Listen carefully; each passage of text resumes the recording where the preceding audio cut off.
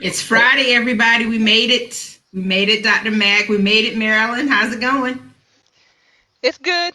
It's hot, All right. but it's good. I'm here. I know, I know. We are definitely here and live again for the Network Live. Of course, we come in every Friday with Dr. Winston McIver Jr. and our COVID-19 updates, and Marilyn Hemingway from the Gullah Geechee Chamber of Commerce. I'm April Garner, of course, the founder of the network. And today we have a special guest with us, Dr. Thommi Lawson. And she is a licensed counselor who will be talking to us about our topic for the day, which is living on the COVID edge. And we're going to be talking about the adjustment to the lifestyle that we now have with COVID, and also grief and loss, depression, some of the, I guess, the darker things that come along with dealing with the pandemic. So thank you all for joining us today. We really do appreciate it. And of course, please share the broadcast. This is a very important topic that we'll be discussing a little later in the broadcast after our COVID-19 updates. But of course, the COVID-19 updates are extremely important, especially in light of everything that is going on with the increases in cases, the number of deaths that are still happening because of the coronavirus. And so, we have none other than the source that I trust, Dr. Winston McIver Jr. with us today.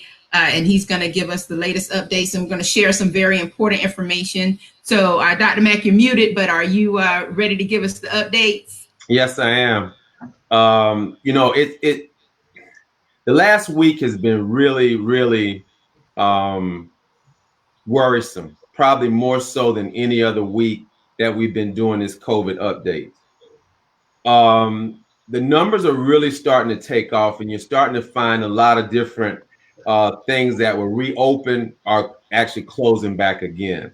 Now, specifically with the numbers worldwide over the last week, the number of... I think we lost him in the feed. He'll be back in just a moment. There he is. He just popped back in. The number of cases worldwide, positive cases, have gone from 8.6 million to 9.8 million worldwide. The number of deaths worldwide have gone from 459,000 to 495,000. Specifically in the United States, the number of positive cases have gone from 2.2 million to 2.5 million in the last week.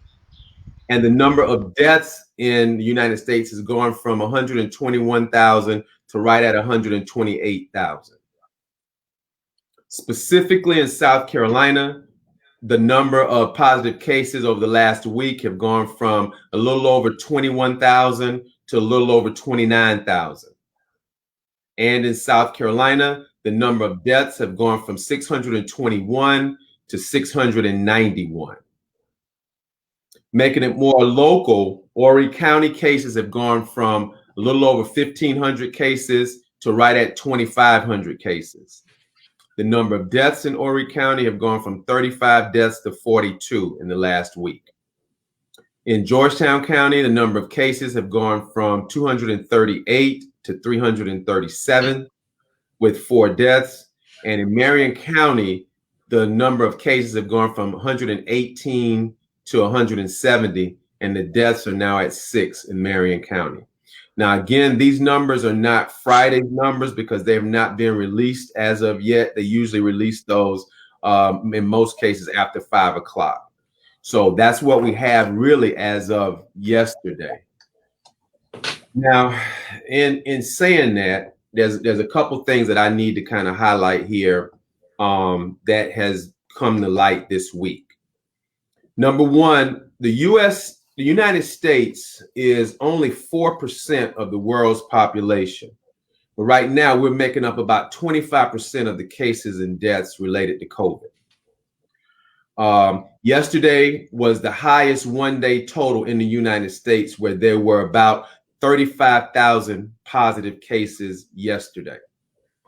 Now, most of these numbers have been running about 17,000 a day, 18,000 a day, but they've been trending upwards. But yesterday was 35,000 cases. Okay.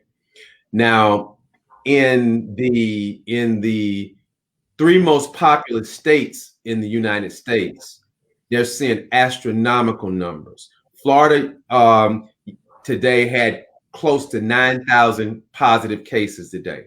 In the last 2 weeks, Texas, number of corona cases have gone up 145% in the last 2 weeks. And in California, they're having usual days of higher than 7,000 positive cases. Now, I think you got that, April. So what we want to do, and I want to talk about this first before I give a few more facts. This is a Petri dish. It's called an agar plate. And basically, this is how we determine whether in medical microbiology, how we determine whether there's bacteria that's growing. In this particular study, there was a person that coughed with a mask on and a person who coughed without a mask on. So with and without. And you see there's a substantial amount of particles that can be passed just from a cough and even more from a sneeze. So I want to show this because this is telling if somebody's in front of you and they're coughing and they're sneezing and particles are spraying everywhere. This is what could potentially grow. Next slide. So in the United States compared to European countries, you're seeing this pink line that was basically up in March, and kind of the United States is in green, and they were basically kind of both elevated. That if you see the European countries are going down to averaging about less than 5,000 new cases, whereas the United States went down, but it's actually soaring back up now to over, like I said yesterday, 35,000 cases. So this is comparing the United States versus European countries. And you see it in real time with this graph, which is showing that we definitely are not doing what we're supposed to do. And we definitely have not even left the first phase. Okay. As far as over the past week, we see that there's basically the states that are in red have greater than a 50% increase in cases, which includes South Carolina, Georgia, Florida, Texas, Oklahoma, and a few other states that have greater than 50% increase over the last week in the number of cases. The orange states have between a 10 to 50% increase in positive cases over the last week. The yellow stands steady, and the green states, which are few, are declining to some degree. Okay, next. There have been spikes this week in 20 states. And these are the states in red that we're seeing significant spikes in soaring in the number of positive cases. In a lot of these situations where there are more asymptomatic people being tested and tested positive, the average age is right under 40 for that. So it is a younger generation, a younger population that are going to get tested and that are testing positive. Specifically, I want to talk about Texas. Houston has the largest medical complex in the world, in the city of Houston, with all their hospitals and all their conglomerate of hospitals. And they were expected today to reach intensive care unit capacity today. So that is definitely worrisome, definitely a concern. Also, there's been this question that I've been asked several times about, well, if we test more, we're going to have more positive tests. Well, if you test more, it doesn't necessarily mean that there are going to be more positive people. But the other part of it is we know this virus is spreading because the hospitals are starting to be to capacity. You've got hospitals around here in Horry County, Tidelands, and Conway that have gone back to have the no visitation rule because those numbers are soaring in those hospitals. As a matter of fact, you've got 6 states that are warning their residents not to come to Myrtle Beach. Kentucky, West Virginia, New York, New Jersey, Connecticut, and Ohio are warning their their residents do not come to Myrtle Beach. Additionally, just a couple days ago, United Airlines announced that they're going to be suspending flights to Myrtle Beach starting next week. Myrtle Beach International Airport is seeing a 400% increase in the number of passengers coming through there between April and May, a 400% increase. In South Carolina, 40% of all the COVID positive patients were diagnosed within the last 2 weeks. 40%. In South Carolina, in the last 2 weeks, there's been a 200% increase in the number of COVID cases, COVID positive cases in people between 15 and 20 years old. As a result of this, in South Carolina, Charleston and Columbia today have enacted in order to have masks worn in public. I think there are other cities in South Carolina that are also planning to meet in the coming week or two to also vote on having an ordinance to wear masks in public. I'm very happy that the county fair was canceled. That was supposed to be here for 10 days starting next week. And probably the most concerning, or the thing that worried me the most out of what I saw this whole week, was yesterday the CDC announced their model on how widespread they think COVID actually is. Right now, the CDC estimates that there's over 20 million people in the United States with COVID. The models were based off of antibody testing models. And the thought is for every one reported case, there's probably 10 other people that are infected. Let me say that one more time. The CDC estimates that there are probably 20 million people right now affected with COVID. For every one person that's positive, it's thought that another 10 are infected. That is staggering. So I say all of this to say this. I say all of this to say that this is not to be played with. This is not for play. For real. We've been doing this now for over 3 months. And what I'm telling you is what I was afraid I would be telling you. People are not taking this seriously. People are not wearing these masks. They're not doing their part to be good stewards of the environment, the community. They're not protecting their family. They're not protecting healthcare workers. And it is a worrisome concern. But the problem is we have not left phase 1. Wow.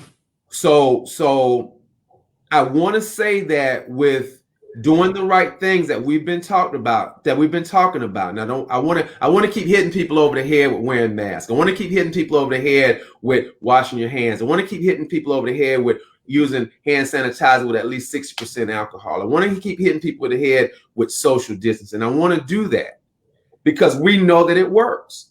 But what happened was we got lax.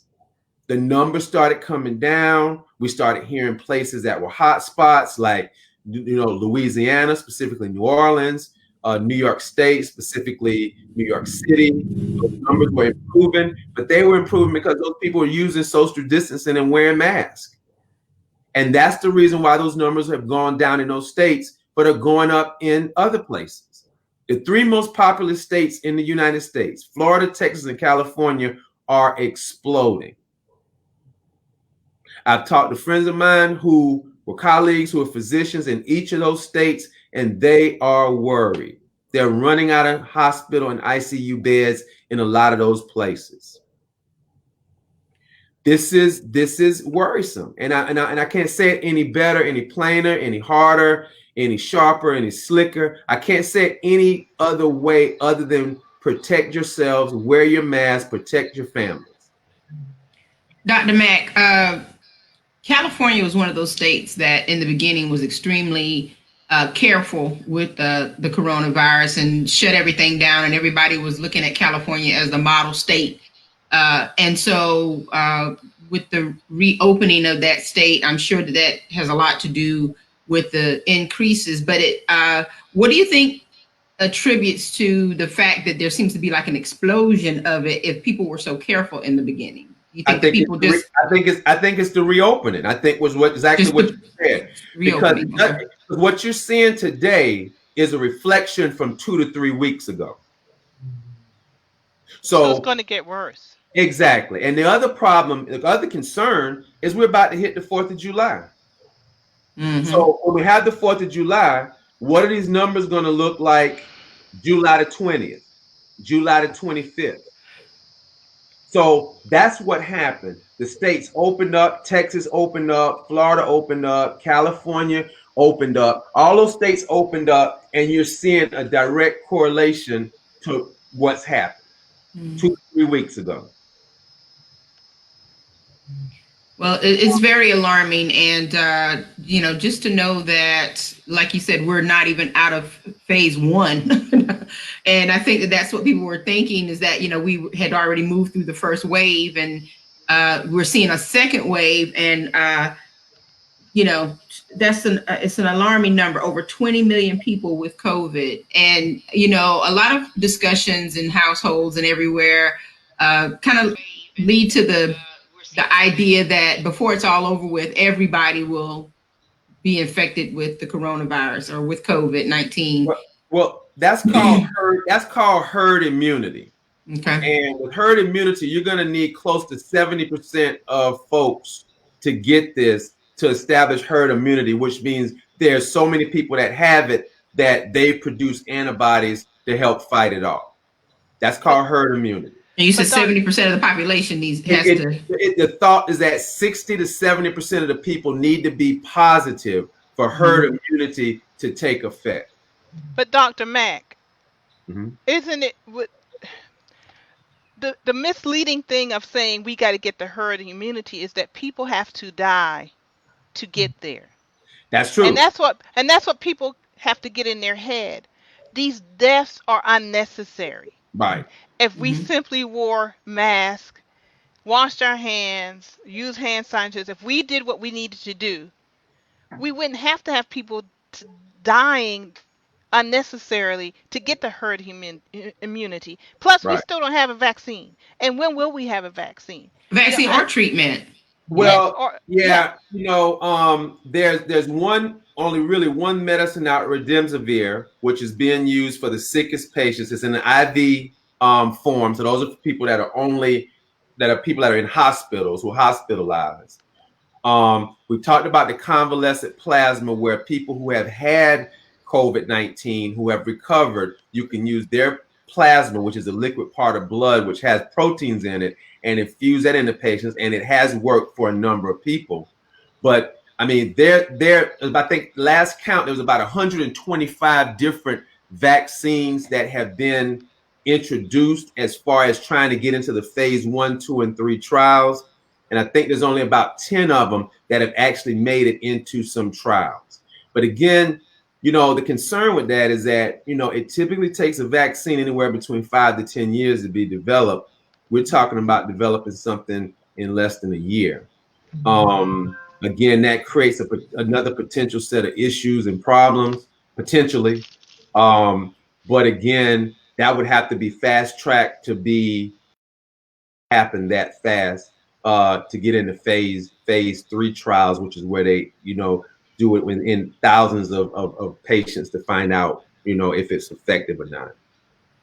And I guess people can be optimistic that, we're working towards that. But at the same time, we have to be realistic that, this would require a lot of testing. And so it's not anything that you need to, demand from your physician or your hospitals. And you can't just run out and get it once it's available, that type of thing. I mean, I would be a little leery if we're fast tracking some type of a vaccine or even a treatment that hasn't really been fully tested, and would want them to take their time. And in the meantime, just, follow the protocols we've all been asked to follow. And I think the bigger issue, we can't even really talk about vaccines and treatments until we talk about people doing the most practical things they're supposed to do. And, this whole mask situation, I mean, it's like the hottest universal debate right now, at least in the United States. Right. And which is a crazy thing to debate. But, you know, even until we can get to that point, I hope people aren't just, you know, I guess being a little complacent about it because they think, oh, well, the treatment or, you know, vaccine is in the works and we'll be fine. It's kind of interesting to see the mindset that a lot of people have already taken about the COVID-19 crisis period. I've heard, we talk about it all the time, but, you know, people saying, well, you got to die of something or everybody's going to get it. And there's still people who believe that it is like the flu or a common cold. And there's people who don't believe that it even exists. So, right. You know, until we can peel off those layers and people can come to understand what they have to do from a practical standpoint, you know, the optimism behind vaccines and treatments, I think people need to just, you know, make sure they're managing their own expectations. If you get sick, you're going to get the same type of care or treatment that you're getting right now that everyone else has been getting. And Dr. Mack, I would hope that, you know, by now hospitals and doctors' offices have a little bit better understanding of COVID-19, because I know in the beginning, it seems as if medical professionals were still trying to wrap their minds around it and trying to figure out what to do to handle it. So just, you know, some interesting, I guess, perspective to have. And you know, the figures don't lie. I just don't understand, you know, why it is that. You know, you don't hear as much talk about it being like the flu anymore, because as we medical providers try to tell the public, this is totally unlike the flu. The flu, you can see 25, 30,000 people, 20,000 people die a year from the flu.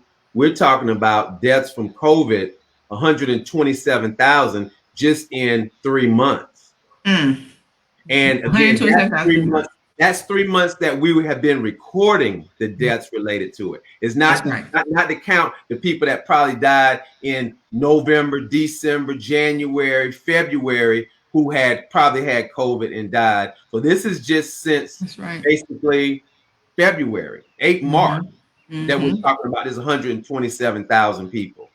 Far exceeded the flu.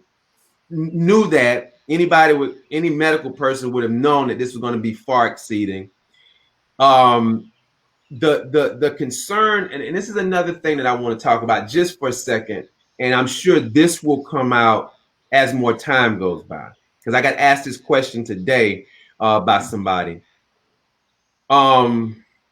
With the number of people that are recovering, and let me talk about that for a second, because I want to make sure that I'm highlighting the recovery. Okay, there's been 5.3 million people worldwide that have recovered. There's been 1 million people, a little over 1 million people in the United States that have recovered. So certainly the vast majority of people that get COVID-19 are going to recover. That's understood.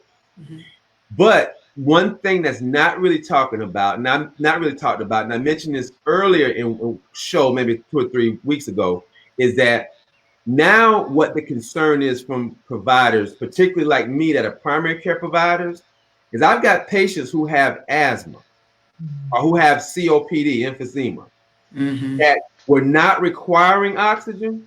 And now that they've got COVID, they're leaving the hospital with oxygen, which will probably be permanent in a lot of cases. Right. So one thing that we're not focusing on as much, and I've tried to talk about it, and I want to make sure that I do that, is I don't want us to get, I mean, the deaths, the cases and the deaths are important. But what's going to be important also is that there are going to be people that are going to have lifelong repercussions from having COVID. They may live, they may make it, but these people may be on oxygen for the rest of their life. Or the person that had the stroke related to the vasculitis from COVID. Or the person that had to go on dialysis because it was related to the blood vessel issue with COVID. So it's not just the death, which is very important, but it's that we know the majority of people are going to live. So what about those people and the worsening of their chronic condition? And that's going to be left for people like me who are in primary care, who treat all these things. That's right. Absolutely. So I want to remind everyone who's viewing that if you have any comments or questions, you can certainly put them in the thread, and we will moderate from the thread.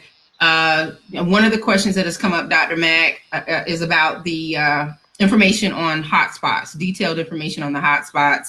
And is there any information specifically available for the Myrtle Beach area? Yeah, it's a hot spot. Basically. I mean, yeah.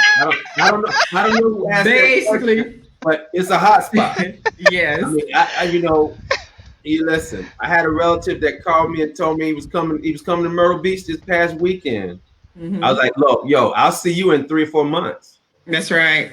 I mean, have fun. Mm-hmm. It's a hot spot. So hot spots means the numbers are increasing. It means that there needs to be vigilance in what the citizens in that area do. I was happy to see Kentucky, West Virginia, New York, New Jersey, Connecticut, and tell their people, don't come to South Carolina, don't come to Myrtle Beach. Mm-hmm. Fine. All the states governors tell them don't come to Myrtle Beach. Mm-hmm. But who's to say they got it here? They could have brought it here. They could have brought it here. That's right. So well, you know, again, yeah. They're also quarantining anyone from South Carolina when you go to New York. You have to go into quarantine for 14 days. Yeah, but my problem with that is how you going to enforce that. That's right. True too. I mean, yeah, where are you going to quarantine? Yeah. So who gonna say I'm coming there for 10 days worth of vacation, but I got to stay in a room for 14 days? Mm-hmm. So I saw that and I was like, oh, okay, it sounds good, but how you going to enforce that? Yeah, and we tried that at the beginning, South Carolina. Right. Tried to quarantine. Yeah. Right. Well, you know, the big issue and the concern is that, you know, we've got a holiday coming up. So just like we had Memorial Day, mm-hmm. and then 3 or 4 weeks after that, we saw these numbers starting to go up. Guess mm-hmm. what? We got the 4th of July in a couple of days. And guess what? The likelihood is people going to do the same thing.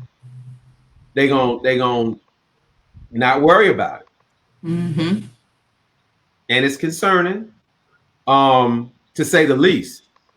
You know, the state epidemiologist, Dr. Bell, has her hands full because this is something that the numbers are not lying. And again, like I said, she reported a 200% increase in the last 2 weeks for kids 18 to 20. 200% increase in positive cases. 40% of South Carolina's COVID positive patients have been diagnosed in the last 2 weeks. 40%. That's crazy. 40%. 40%. That's almost half in the last 2 weeks. Crazy. So guess what? We're certainly not out of phase 1. How can we be out of phase 1 when we get numbers like that? Mm-hmm. Absolutely. There's a lot of discussion around what's going to happen moving into the fall. I mean, we're getting ready to knock on July's door, and people are trying to figure out what's going to happen in the fall. And I think that it's a wait and see game still.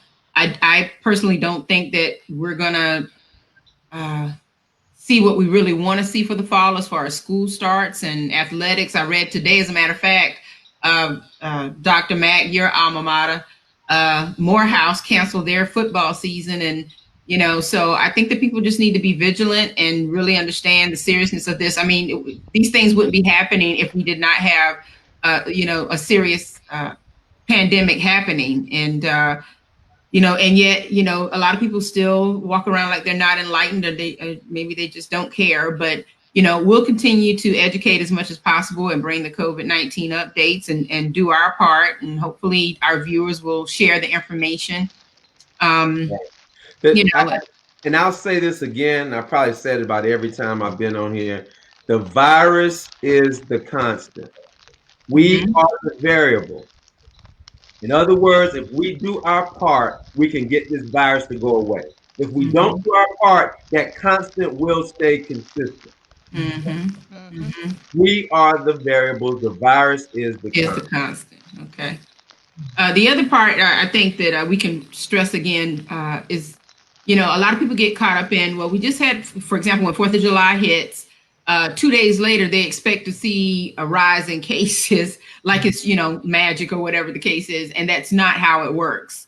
Right. You know, after the 4th of July holiday, according to information that you've given us, we probably won't see the results of all of that activity for at least another, 3 or 4 weeks, or even 2 weeks or something like that? 2 to 4 weeks. 2 to 4 weeks, yeah. So, that's what makes this so alarming because, we think that, 4th of July rolls in and nothing really happened. We haven't heard of a major spike, but, that is a misconception. And then, 3 or 4 weeks down the line, we're being hit with all of these numbers that are a result of all of that activity from the social gatherings and all the other activities from a big holiday like that. And people are going to come. So yes, the best thing to do, and I'm with Dr. Mack. I mean, I've had some friends and relatives ask me about coming to the beach, and I'm like, stay home. Just stay home. Really, it's not the best thing to do right now. And again, the thing is that we're saying the numbers will go up. That's with the people being tested because there's still, even though there's more testing being done, we still need more people to be tested. Mm-hmm. So that way you know who's positive and who's negative. I mean, and again, that's the thing. I mean, that's the biggest thing. But like I said, probably, and I've been, I spend, I don't know, anywhere between 2 to 4 hours a day, a night, reading this stuff at a minimum. And probably the most distressing thing that I would have to say is that it's estimated that 20 million people probably have COVID-19. Mm-hmm. And so again, I thought, I said, well, maybe my mind, it was maybe like 10, 12, maybe 15, but they're saying in essence, greater than 20 million people probably will test positive. Or if they tested, they would test positive. If they would test positive. Everybody tested, 20 million people would probably be positive. Positive. Okay, so this is something I'll touch on this, and then we're going to move on to our special guest. But something that I'm sure all of us can chime in on: the requirements, the mandates to wear a mask. That we know now that is happening. Maryland has hers, and I got a bag full. I got a bag full. Oh yeah, it's I'm not playing. It's happening in Charleston today.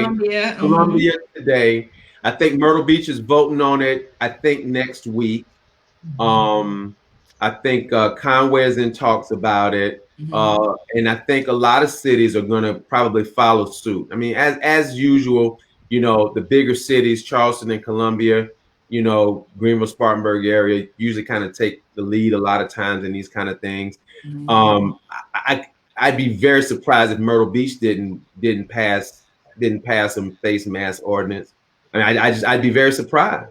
The South Carolina, the South Carolina Municipal Association is drawing up a general mask ordinance for all towns and cities in South Carolina to kind of be uniform about it, because obviously the state is not leading on this. So they're drawing up I guess you could say, a sample ordinance addressing the mask situation. So all the cities could grab that and customize it for their city to speed up this process. And just last week, this area was considered to be the 4th hottest spot in the United States.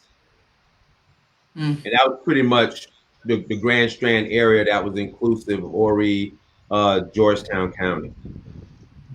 Dr. Matt, there's a couple of questions on the stream. One, thank you, Jody, for tuning in again this week. Is there any point you suggest we get tested just to know, or does that clog up the system?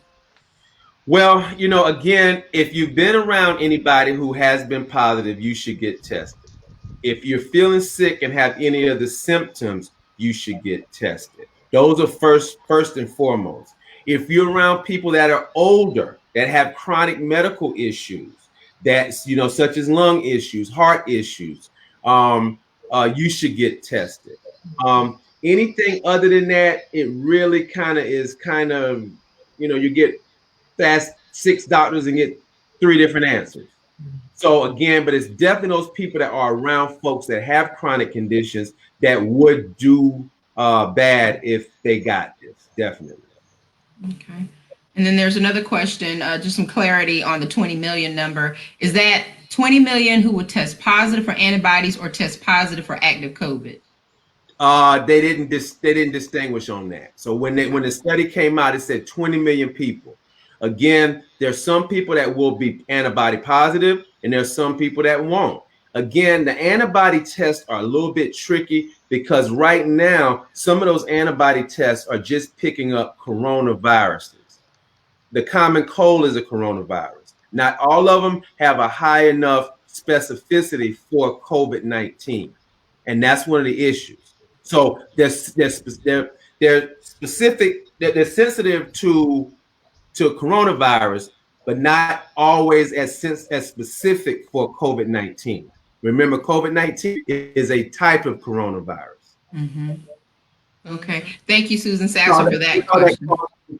We call that cross-reactivity, where you can have different viruses in the same family show positivity. Mm-hmm. Okay. All right. Well, Dr. Mack, is there anything else you want to, chime in on or talk about before we move on to our special guests? I think that's, I won't say it's enough, but that's a lot to take in at one time. Well, I when I was looking at the data this week, and as I was compiling my notes, I was like, this is going to be a little bit longer than what we usually do with this, because it's a lot of stuff that's taken. And I haven't really even scratched the surface with stuff that I have. I just kind of pulled out 10 points that were kind of front and center that to talk about. Mm-hmm. Absolutely. All right. So again, thank you all for joining us today. And if you have any questions, of course, we usually circle back around if you've posted something, and we will allow Dr. Mack to talk again at the end of the broadcast. But now we would like to welcome and introduce, and I think I'm saying your first name right. Is it Thommi? Thommi like a boy. Thommi like a boy. Okay. All right. Dr. Thommi Lawson. You have a string of letters behind your name. I think there's like 4,000 letters behind your name. So many credentials, so much talent and knowledge. Thank you so much for joining us today. Of course, you're here to talk with us about the mental health side of this particular topic, and particularly dealing with the adjustments, grief, and depression that is resulting from the coronavirus and what's happening with the pandemic. Dr. Mack is also going to chime in on the topic from a physician perspective, and I think it's going to be real interesting to hear the two different perspectives from the counselor side and the physician side, because I know that you two have different approaches to mental health. So why don't you introduce yourself to our viewers, and then we can get right into the topic. Awesome. Thank you for having me. So I'm a licensed professional counselor. I'm licensed in the state of South Carolina, Georgia, and North Carolina. And I am also a professor. But what I want, the letters, I really want to emphasize the fact that, you can have all of those letters, but at the end of the day, what does that really mean? Mm-hmm. For me, I want to make sure I showcase my expertise and help people who look like me, most importantly, to make sure that they understand mental health awareness, and how it impacts their physical health. So I'm excited to be here and talk about this topic.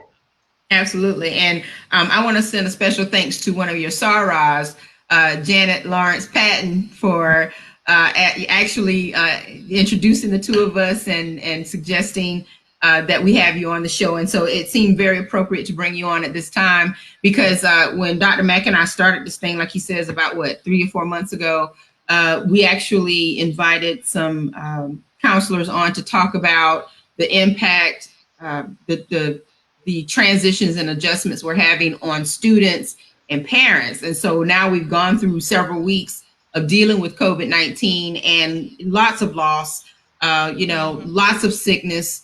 And people are still trying to cope with not only just loss of life, but loss of property and things that are, help to sustain them. And so, it's a lot for people to juggle. It's a lot for people to process and to filter through, to find balance, especially when there are anxieties tied to this from the standpoint of that return to work, and not really having a chance to process the grief or to process the anxieties and everything that goes along with it. So, let's start with just the coping. Yeah. And how can people approach the idea of coping with all of this? Yeah. So first, I love Dr. McIver and the way he presented the material, very fact-based. But at the end of the day, it is overwhelming. So you listen to that and you're like an information overload. But I appreciate that he gave us digestible bites. So having experiencing that informational overload and thinking, wow, I can do this, but this may happen, or I can test positive, but may not be positive for the antibody. It's very confusing. And so that in itself causes one to have anxiety. There was a research study that showed that Asians and African Americans' anxiety and depression rate has tripled since 2019 because of this pandemic. And so when we hear this news, when we hear the stats about this disease, when us as people of color, we have historical trauma, where we don't necessarily trust information. And so making sure we connect with sources like this that give us information that's reliable is very, very important. So I want to touch on the historical trauma and vicarious trauma and how that has impacted anxiety and depression. So for many people of color, we've told, we a lot don't trust doctors. Or only, we remember the incident with syphilis. A lot of us are, when we think of mental health, we think, oh, that's only for quote unquote crazy people. And then also if you look at the vicarious trauma, hearing this news, hearing other losses or that people may have experienced. And then this pandemic then comes on the edge of pandemonium with George Floyd, Black Lives Matter movement. So it just takes everything and just magnifies it to the 10th degree. So when we talk about coping, we need to talk about it from many levels and recognizing that what we are experiencing is what my profession will call disenfranchised grief. And that's that grief that says, it's not publicly acknowledged. We don't, oh, so you lost your job? Well, such and such lost their job. So how can you feel bad about that? So it's that not acknowledging that there has been a loss of employment, loss of life, loss of routine, and things of that matter.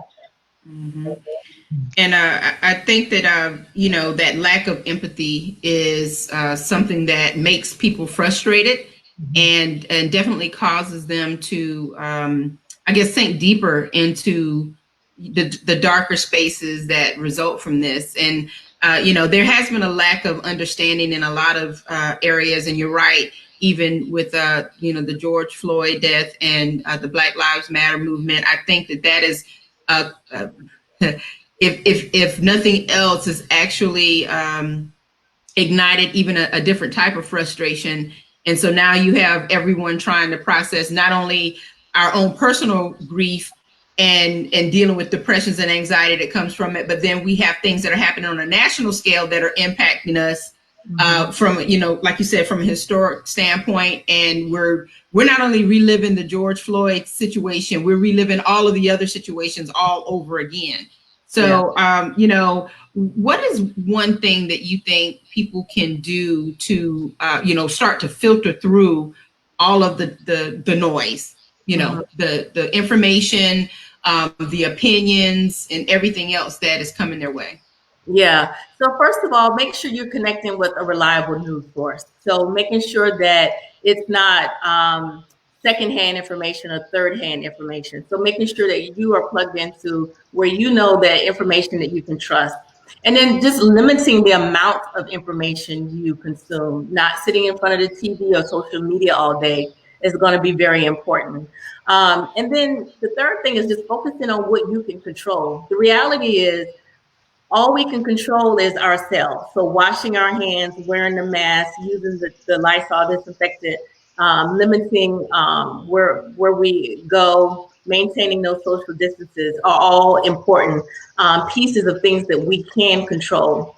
And then recognize that what you're feeling is what you're feeling, and name that emotion, name that feeling, and give yourself permission to feel it. We often in our culture say, oh, I'm just going to press on, or either we suppress the feeling, right? I just got to get through another day. I just got to just make it through. Well, pressing on only leads to our blood pressure increasing, right? Anxiety that comes up. So recognizing that, this is big. We can't just press through this. We have to acknowledge it for what it is and surround ourselves with our support system. And Absolutely. the tragedy of it, Dr. Lawson, is when we suppress those feelings, when we suppress the treating of that self-care, is that then we magnify those chronic conditions that have led to us being disproportionately impacted by the COVID. And it Right. becomes a vicious cycle Mhm. of lack of care, of lack of attention to our mental health. That's so true. And what I'm finding with my clients is now they're lacking motivation, and they're lacking Mm-hmm. motivation for a couple of reasons. One, they've been quarantined, so that loss of that normalcy, and then the whole Black Lives Movement has gotten them to the thinking of I'm damned if I do and I'm damned if I don't, right? And Mm. so why should I take these extra precautions, right? Because I mean, if it's not this, it's going to be that kind of thing. And so motivating my clients to say, you know what, again, focus on what you can control, right? Focus on what you control. And movement is so important. I don't like to use the word exercise because it has such a negative connotation, but recognizing that trauma, if it just sits in you, it festers and it shows up in various ways and impacts our health. And so the best way to get to move through trauma is moving our body. So even if it's just walking to the corner or, taking a brisk walk around the neighborhood, you have to move. That is so important to get that serotonin level up. There's also a lot that's tied to grief and the fact that traditionally, our culture celebrates life in a very fantastic way, if for lack of a better term, meaning, we gather, we support one another, we hug, we cry. And I'm not saying other cultures don't do that, but for us, it can be a week-long thing before we even get to the actual funeral. And now we've all been, we're all experiencing these abbreviated celebrations where, it's a couple of days. We can't really meet as a family in family reunion style to grieve our loved ones. And then you're forced to have graveside services versus your traditional, services in sanctuaries. And I think that has a lot to do with people's mental standing when it comes down to just even accepting that a particular, death has happened or, and I just wonder what's going to happen once, that wake up call comes and people realize, wait a minute, auntie, uncle, cousin, son, daughter, mommy, whatever, they're not here anymore. And what happened with all of that time? And why wasn't I able to give them the proper celebration? So, what can you, how would you advise people to, I guess, begin that process now that it has a totally different look to it and a totally different feel? Yeah, you bring up a very important point. African Americans, we are a collectivistic society, right? And so we don't even rarely use the word funeral. We call it a homegoing celebration, right? So it's not even that. And so even with graduations, that's a big thing in our community. Summer barbecues is big. Family reunions, we like to have the matching T-shirts and even with places of worship, right? We support each other through gathering, collecting ourselves together. And so having that loss of a ritual has definitely impacted many people. And so I often encourage my clients who have experienced some kind of loss of a ritual, be it that they're not able to celebrate their loved one in the way that they wish to, or honor their loved one, is to figure out how can you celebrate it in your home? How can you celebrate that person in their home?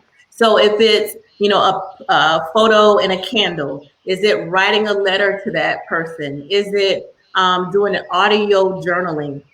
Getting very creative with the way that we now have to grieve in a very different way. Dr. Mack, of course, feel free to chime in on this conversation at any point. And I know that one thing that we're going to specifically talk about is the differences in treatment as people seek other means to cope with their depression or any mental issues or challenges that they're having right now. And I know from your standpoint, it's probably more about counseling and non-medicinal type coping. But from Dr. Mack's standpoint, we're talking, things that might be prescribed to help people. So, what are the stark differences and how can people know when they need to move from one level to the next? Specifically, I'll just give you an example. Today, 25% of the people that I saw today, a conversation was had about depression, anxiety, or some stress. Now, I saw a number of people today. I saw a good bit of people today for a Friday. 25% of those people, there was some shape, form, or fashion. The discussion was about stress, anxiety, depression, sleep disorders. So I'm seeing that more and more and more. I'm a physician that tries not to think everything is in a pill.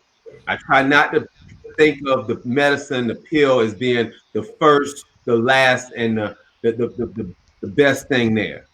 But if a person comes to me, and there's a few questions that I will ask, but the gist of the questions relate around, is this situation affecting your day-to-day functioning? Are you not being as productive as you should be? Are you finding yourself waking up in the middle of the night and you're not getting the kind of sleep that you need to get? Are you having issues where you're having somatic complaints, where you're having tremors and twitching in your legs and thighs and around your face and your eyes? If they're having any of those symptoms like that, that tells me a couple things. Number one, the odds are they've been dealing with this for a while. Number two, it tells me that they probably do need to be on some medication for some short period of time, because they're now getting to the point where they're not functioning effectively or efficiently. And if they haven't lost their job, they will lose their job if they're not functioning on.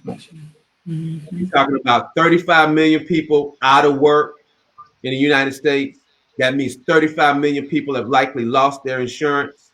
The president is now talking about trying to repeal Obamacare, Affordable Health Care Act / Obamacare in a pandemic recession time. That's absolutely unacceptable. It's absolutely unacceptable for a lot of things, but I won't even go that route for the sake of time. But the point is that I'm seeing more and more patients who are talking about depression, anxiety, restlessness, not sleeping well. And it's clear after talking to those patients and after 25 years of seeing patients to know that those patients are probably circling the drain and will be in some trouble if they don't get some help. The goal is to have a clear, specific plan. This is what we plan on doing. This is why I'm using this medicine. These are the most common side effects, if we're going to see any with this medicine, to make them aware and to have an informed decision and informed consent as to whether they're going to take the medicine or not. And I think it's important to note that there's not a handing off. I think that the MDs and the LPCs, licensed professional counselors, need to work in tandem, right? So it takes a combination of support systems to help people move through this. Right. Yeah. And because, again, like I said, I don't think the answer is always in a pill. Quite often the patients that do the best are patients that are seeking, in this case, medicine therapy if they need it, and some type of therapy, cognitive behavior therapy, what have you, to actually be able to talk to a counselor as well as seeing a physician. Now, I'm sorry. Go ahead, Marilyn. Dr. Lawson and Dr. McIver also address something that we don't acknowledge in our community, which is suicide. In the last few weeks, there was in the news 5 stories about 5 young black folks found hanging in trees, and I know at least 2 of those since then have been were notified to be suicides. The other 3, I have not heard anything yet after the autopsies or the investigation. I don't even know if that's been completed. But immediately, our community in the news, people were saying, we don't commit suicide. But we do commit suicide. And I think us not acknowledging that we do commit suicide, with everything that's going on right now, it's going to lead to some more problems down the road.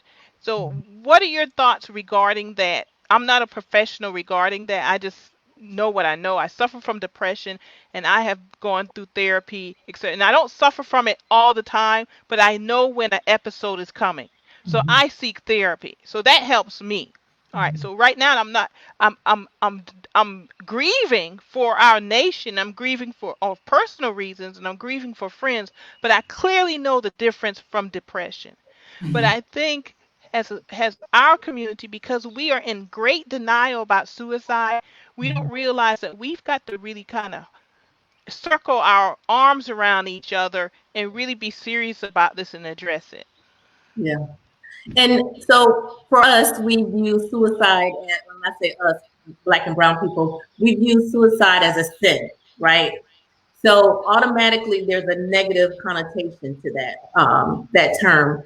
And you're right, the stats have changed. It's no longer white males who have a high suicide rate. We're seeing Black males as well as Black females, those rates increasing. And we're seeing it a lot more in our younger folks, a lot more in our younger folks. And we tend not to talk about it because of the whole, belief that it's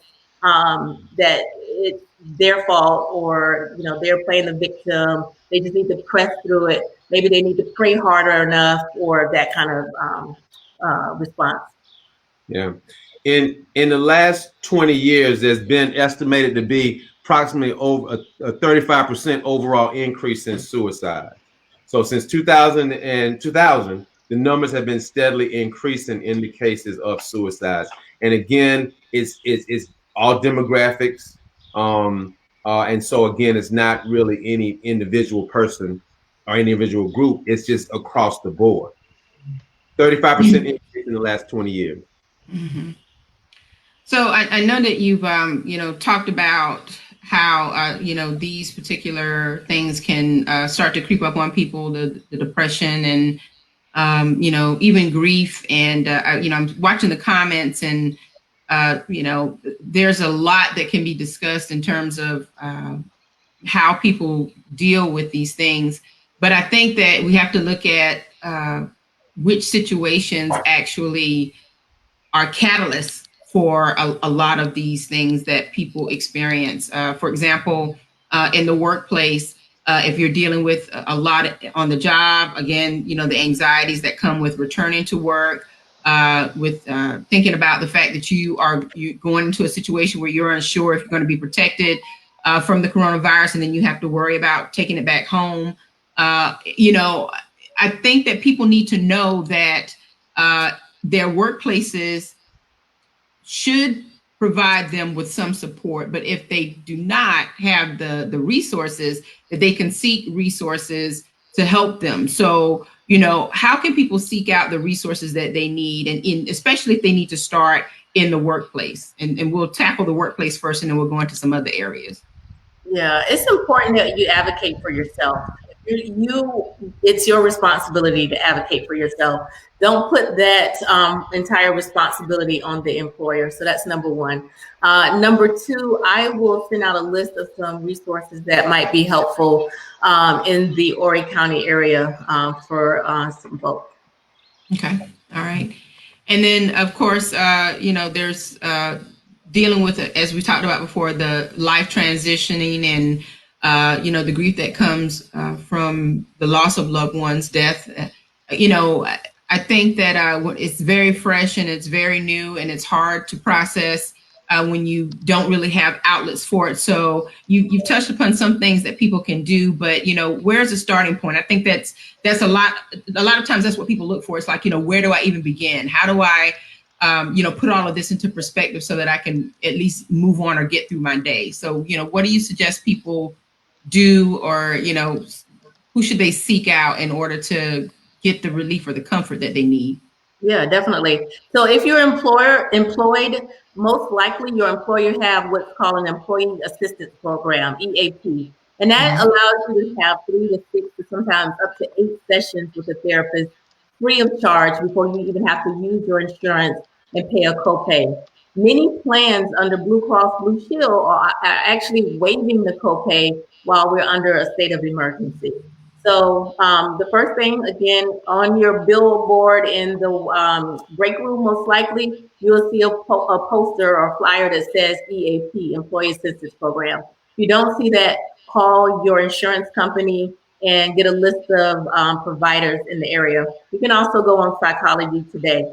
And also ask a friend. You'll be surprised about, someone who may be in therapy or know a therapist. I want to also just take a moment to normalize therapy. I should have did this in the beginning.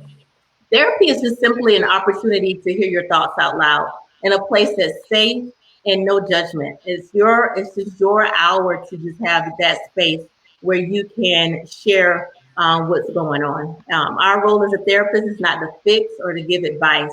It's just simply to hold that space.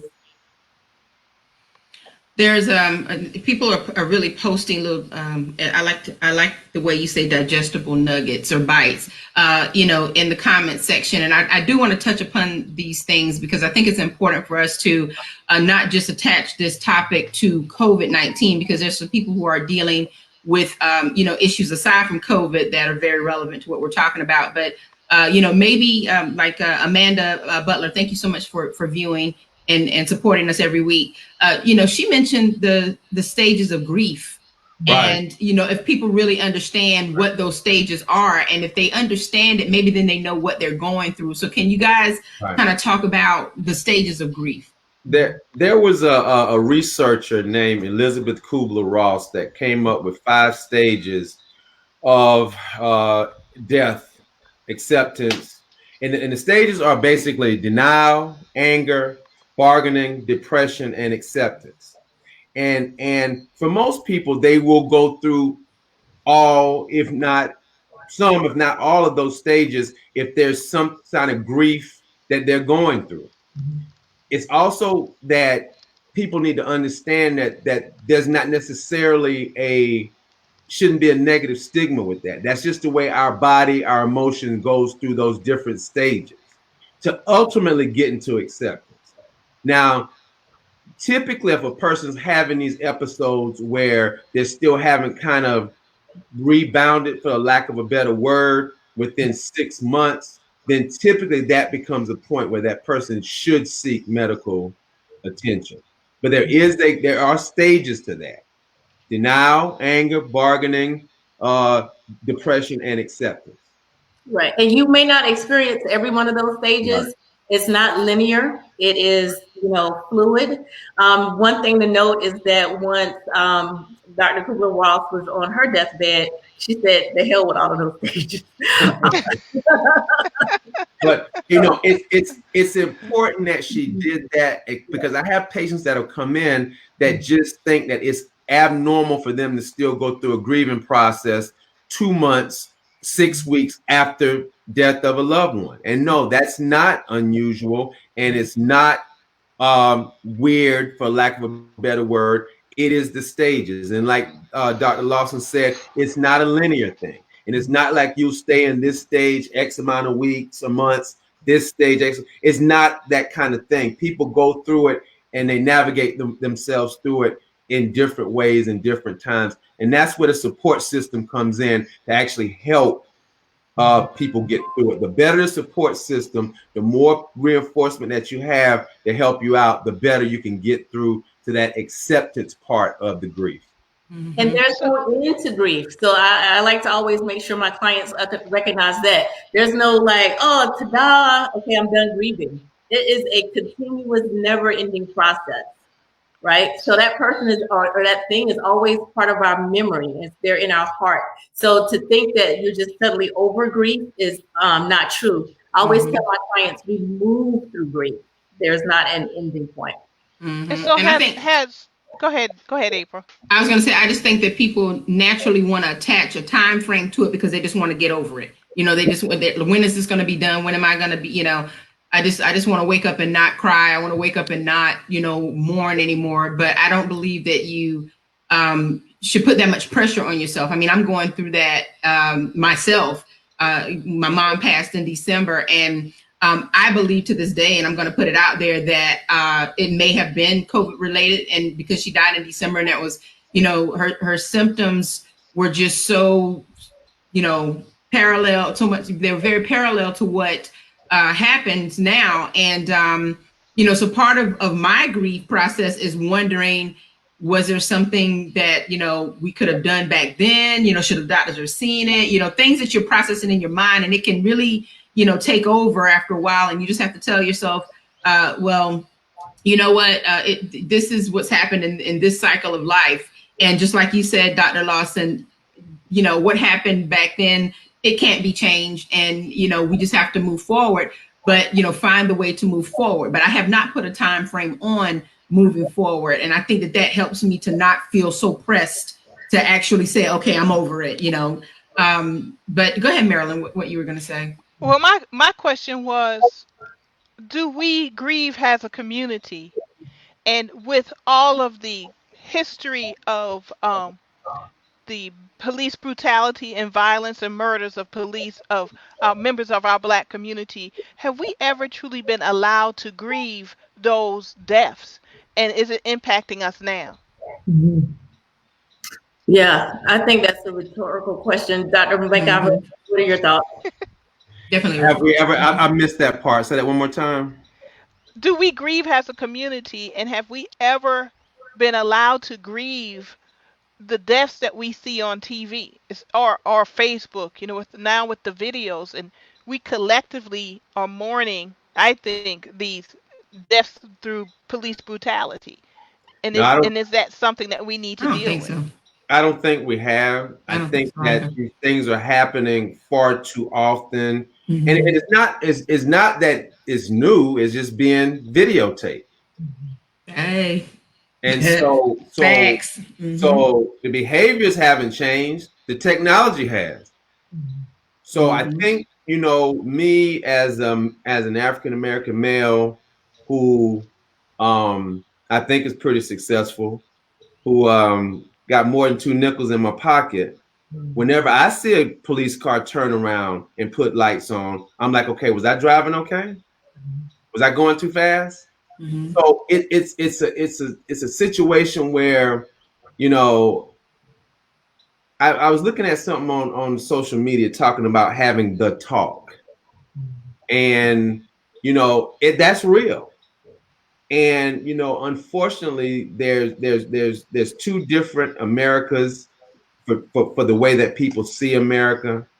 And once we actually, as people, can understand what other people are going through, I think that will help mend fences and bridge gaps to have real and honest and open dialogue about what's going on in the country. Mm-hmm.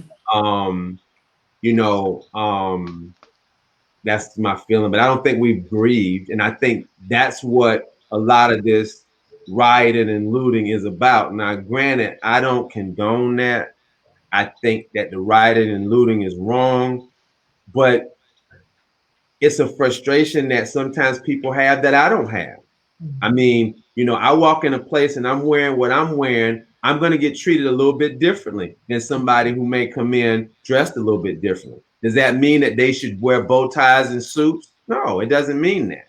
But it is a reality, and it is a fact that that's what's going to happen. Now, that's what happens a lot of times. Mm-hmm. Yeah, I think that we're kind of, when you were talking about the stages, I think, Marilyn, that we may be stuck in the anger, the anger stage, because just like Dr. Mack says, we see it so often till it just kind of, it's like, oh my gosh, again.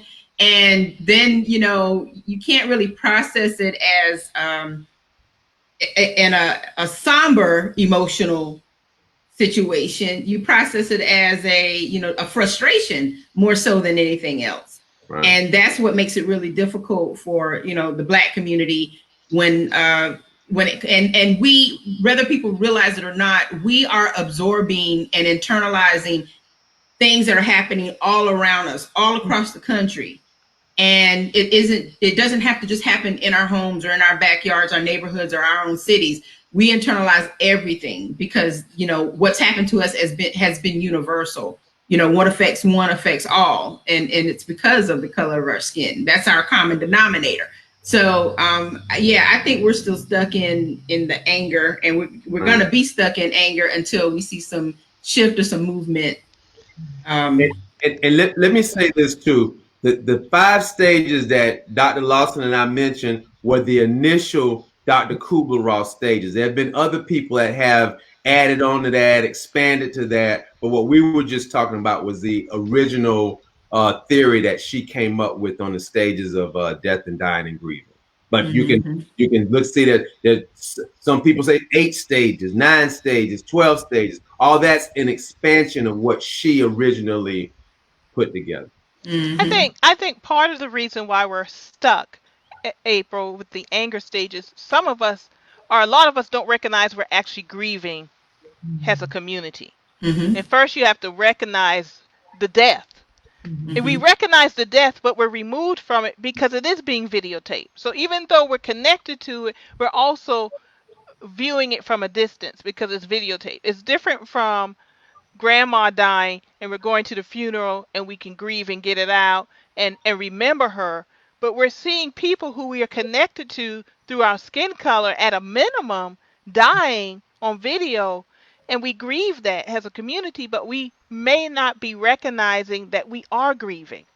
So, and then you tend to get stuck because you have to first recognize it. It's kind of like you first have to clean the wound, recognize you have the cut, clean it so it can heal. Well, the wound's not being allowed to heal.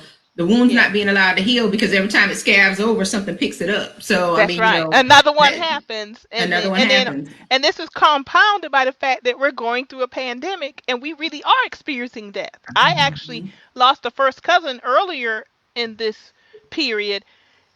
And I was removed from it because I couldn't go to the funeral. I remember remarking to someone, we would be hopping in the car on our way. You know, let us know when the funeral. We didn't have that. Now, in this last week, I've had friends who've had family.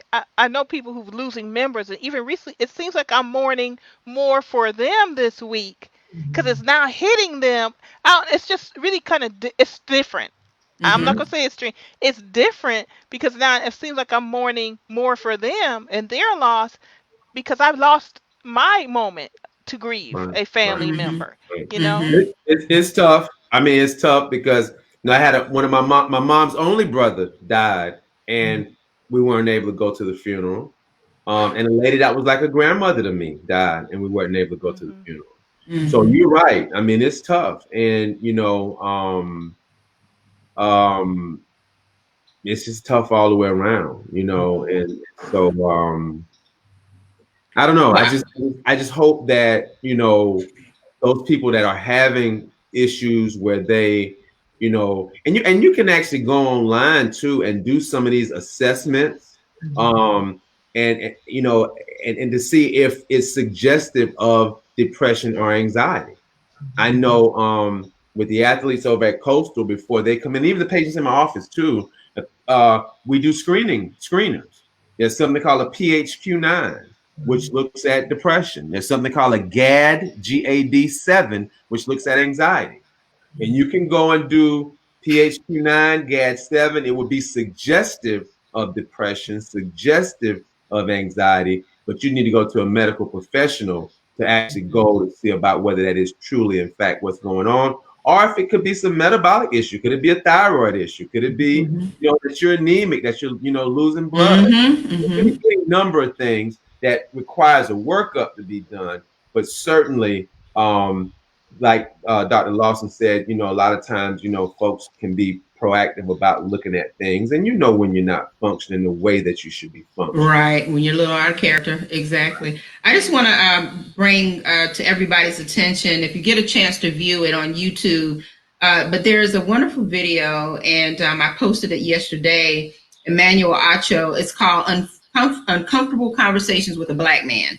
And if you have a chance to view that video, you will gain a perspective on why Black people feel the way they feel, and also why we may be going through this grief and depression and, you know, a lot of things that are associated with, you know, the current racial situation that's happening in America. But when we go back to our COVID-19 situations, it really is just all, and I'm sure we're not the only ones feeling it this way. It's just culturally, we are different. And so, we definitely posture ourselves and move in a different way. And that's why it may be taking a much greater toll on our community. Plus, COVID-19 is affecting our community in far greater numbers than it is, might as well say, people of color are feeling it more than the white communities. And so, yes, we have a reason to be a little on the edge, just like the title of our conversation is indicates. So, that was one of the reasons why we wanted Dr. Lawson to be here today. And, I'm going to give you, let's look at this thread real quick and see if there are any questions. Thank you, Susan Sasser, for tuning in today and for your questions and comments. We certainly do appreciate it. And I know she had a question. We'll circle back around to your COVID-19 question. Gary Lee says, how do we help the older generation that are losing a large percentage of friends and can't or won't go online for help? That's a great question. Thank you, Gary Lee, for viewing in today. Yeah. So that's why it's so important as family members to make sure we reach out and connect to our elderly population, our elder loved ones. Every day, just commit to making one phone call to someone. If just doing that one simple act of kindness and demonstrating that kind of connectedness would be impactful. Right. And I agree with that because, bringing it, even closer to home with the churches. I mean, a lot of times the elderly folks in our church, particularly our church, April, but most churches, that Sunday is the highlight of their week. Yeah. And when that happens, and now you have church services that are not being in person, it throws them off their game, so to speak. It throws them off balance. I mean, most of my visits right now are telemedicine, and I'm seeing a lot of people in the church, and you can just tell they just happy to see me. Happy to see you. There's my doctor. There's my GP. So it's a gap that's there for a lot of the older folks. And so again, reaching out to them, calling, checking on them to make sure that they're doing okay is so important. But church is a very important part in our community, and I commend the churches who are doing their part to try to make it as interactive as possible, having the streaming and the live stream, and even doing it via telephone, just to try to keep those people connected. Because for a lot of people, that's their highlight of their week. Yeah. And I'm glad you said by telephone, because, that's a traditional method that they're used to. We shouldn't put a whole lot of pressure on them to try and, embrace the digital age, because a lot of them are just so set in their ways anyway. I have an uncle, my Uncle Lonnie, who called me the other day, and he wants a print copy of the Whittemore Community Magazine. He said, niece, I'm old school. I got to hold it in my hand and feel it and read it. And I said, Uncle Lonnie, I promise you I'm going to get you a copy of the magazine. I'll print one for you and drop it off. That sounds like a task for Brother Edward. There you go. I'm gonna pass it on to him. But and hopefully we can get back to that, because there have been a lot of our elderly readers who that's their preference, and so I think that and because and I know people are have their opinions about the church body and the role of the church, and that what they do and what they don't do. I think that now's the time to just kind of get past that part and just think about what we can do creatively to reach out to people, to make sure they're still engaged and they still feel loved and connected to society. Because just like Dr. Matt was saying, if they come to church on Sunday, that's fellowship. That's getting the word, that's fellowship. And if it's a good Sunday, that's dinner right after church service. But we have to make sure that we're doing that part to keep the community intact, especially for that population. And then it's probably a necessity for us to check with them anyway, because we don't know if health-wise they are don't have any needs or whatever. And that's really one of the only ways that we can figure it out. It's mental and physical health. So Doctor, yes, Jody, take care of your spirit. Exactly. So Dr. Lawson, is there anything else you want to say before we actually circle back around real quick? There is one question I want to get in regarding COVID-19. for Dr. Mack. But again, thank you so much for being here for this conversation. I know we could go on and on, but want to give you one of the last words for the night. I appreciate it. Yeah, I think it's just important for us to just normalize mental health. It's no different than our physical health, right? Both are equally important. And so one, normalizing that. And then two, just it's okay to not be okay. And it's also okay to ask for help. Thank you. Right. All right. Well, thank you very much. Yeah. I agree with Dr. Lawson specifically. One of the visits that I had today was actually normalizing that with the patient. She clearly was having some issues. She clearly needed some help, but just the thought of taking something, she was having a problem with that. So after we talked, we had a good conversation. I made her understand that taking this medicine is no different from taking medicine for diabetes. It's no different than taking medicine for asthma. It's no different than taking medicines for high blood pressure or cholesterol. It is a condition that does have treatments that can be taken care of in an effective way. Absolutely. Well, Dr. Lawson, thank you again. We certainly do appreciate it. You can stick around. I'm just going to pose this question for Dr. Mack, and then we'll be on our way. So the comment is, I heard from an epidemiologist that the more exposure someone might have to COVID-19, the sicker he or she can become.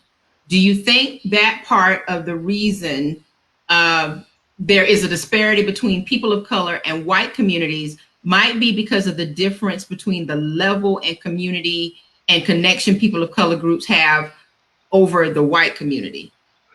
That's a good question. And that has been a commonly asked question because it gets back to the antibodies. So in other words, when a person's exposed to, let's say in this case, a virus, typically their immune system will mount a response to fight that virus off. Okay. The problem is not everybody is mounting a response. The problem is we're not sure how well the antibodies do protect, if they give protection at all. The second question is we don't know how long if they give protection, how long that protection will last. So there's still so much stuff that has to be done on the antibody side of testing. Again, the FDA had to pull a lot of these tests off the market because they were found to be not nearly as sensitive or specific as they need to be. So to answer that question is almost like, and I don't want to use this analogy, I hate to use it, but I have to in this case because it's the first thing that came to my mind. It's almost like bullets in a chamber. The more bullets in the chamber, the more likely you're going to get hit. So again, that gets back to the mask, that gets back to the social distancing, that gets back to washing your hands. It gets back to the same thing we've been talking about. Absolutely. Well, you have any other questions? Marilyn, you have any comments before we actually part for the day? Oh, had to unmute. Sorry. I don't have any comments. Dr. Lawson, I want to say thank you. Fascinating discussion. And this is a discussion that our community needs to have and have more often, actually, because we don't talk about the mental health, the self-care, and recognizing the stages of grief. So thank you very much for coming on. Much appreciated. And Dr. McIver, as usual, thank you very much for the COVID numbers. You're welcome, Ms. Marilyn. It's hard to tell you in April, no. Isn't that the truth? Dr. Mack got me into this, y'all. He got me into this. He got you into it. Well, that's and it's been a good thing from day one, April. A very good thing. I know Dr. Mack, Dr. Bell and I are going to be in touch with you. We do have something coming up that it's going to take this to another discussion, but we will be in touch and everything. And this Sunday, of course, is a gathering place at 4:00. I welcome everyone to watch it on the Gullah Geechee Chamber channel. A Facebook page, I should say, but yeah, channel, Facebook page, same thing. And that's it. Thanks for having me today. This has been very informative. All right, thank you so much. And be safe out there, y'all. Yeah, please. Look here. I wear my mask. I ain't playing. I am not playing. Dr. Lawson. Yeah. Thank you. Oh, no, don't worry. I'm working on mine too. All right now. Oh, Lord, look here. I got to go. They're within reach, but I got to go get my pink and green. Ooh. Oh my gosh.